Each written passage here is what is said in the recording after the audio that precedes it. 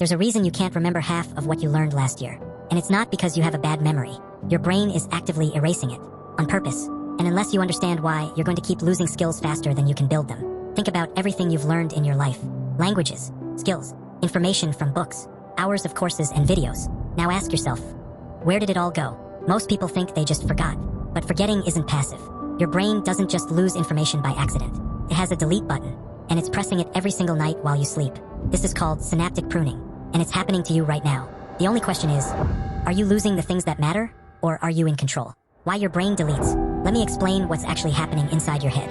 Your brain operates on about 20 watts of power, roughly the same as a dim light bulb. But it has to manage 86 billion neurons, each making thousands of connections. That's an energy problem. So your brain evolved a solution: aggressive pruning.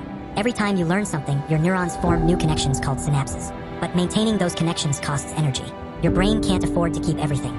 So every night during deep sleep, it runs an audit. It looks at every connection you've built and asks one question: when was this last used? If the answer is recently, the connection gets strengthened. The myelin sheath wrapping that neural pathway gets thicker. The signal gets faster. You get better at that skill. But if the answer is not recently, the connection gets tagged for deletion. The pathway weakens. And after enough nights of neglect, it's gone. This is why you can speak a language at 16 and lose it by 25. Why you can play an instrument and lose the ability years later. Why information from that book you read 3 months ago is already fuzzy. Your brain didn't malfunction. It did exactly what it's designed to do. Delete unused information to save energy. And here's the brutal part. This gets worse with age. Kids form new connections faster than they prune them. But around your mid-20s, the ratio flips. Pruning accelerates. Formation slows down. You're not paranoid. You are losing ground unless you're actively fighting this process. The evidence is everywhere. This isn't theory. We can literally watch it happen. Brain scans of London taxi drivers show an enlarged hippocampus, the part that handles spatial memory. They spend years memorizing thousands of streets, and their brain physically adapts. But here's what nobody mentions. When those drivers retire and stop navigating, their hippocampus shrinks. The brain reclaims that space. The skill deteriorates. Same thing happens with musicians. Professional violinists have more gray matter in motor cortex regions that control finger movement. Stop playing, that gray matter decreases. Bilinguals show enhanced activation in language processing areas. Stop using the second language, that activation fades. Your brain is ruthlessly efficient. It allocates resources based on what you're actually doing, not what you did in the past. And this creates a trap most people fall into without realizing. They learn something valuable. They feel productive. They move on to the next thing. And they never revisit it.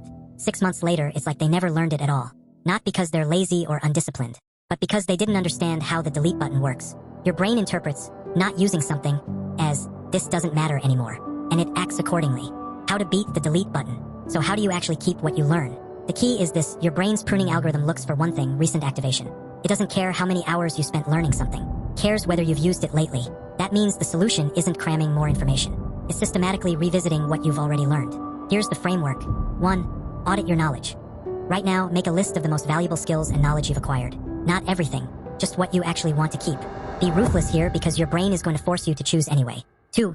Create micro touchpoints. You don't need to spend hours maintaining a skill. You need consistent activation. If it's a language, have a 10-minute conversation weekly. If it's technical knowledge, do a small project monthly. If it's information from books, write a short summary or explain it to someone. Frequency beats intensity. Your brain's algorithm checks for recent use, not total time invested. 20 minutes every week will save a skill. 2 hours once every 3 months won't. 3. Hack your sleep cycle. Here's the leverage point. Your brain does maintenance during sleep, consolidates what you used during the day and prunes what you didn't. If you review something important right before bed, even just for 5 minutes, you dramatically increase the odds your brain marks it as keep during that night's pruning cycle. And here's the part that makes this worth it. When you reactivate a weakened connection, it doesn't just come back. It comes back stronger. This is called memory reconsolidation. Every time you revisit old knowledge, you're upgrading the neural pathway. That's why spaced repetition works. You're not just preventing deletion. You're making the connection more permanent each time. Your brain isn't trying to sabotage you. It's trying to survive in a world with infinite information and finite energy. It can't keep everything. So it keeps what you prove matters through your daily behavior. The people who stay sharp aren't learning more than you. They're just intentional about not losing what they've already built. So here's what you do this week. Pick one skill or piece of knowledge you learned in the last 6 months that you haven't touched recently, and use it. It doesn't have to be perfect. Just prove to your brain it still matters. Because if you don't decide what stays, your brain will decide for you. And it's not sentimental about it. Drop a comment with one skill you're going to reactivate this week. And subscribe if you want more neuroscience that actually helps you improve.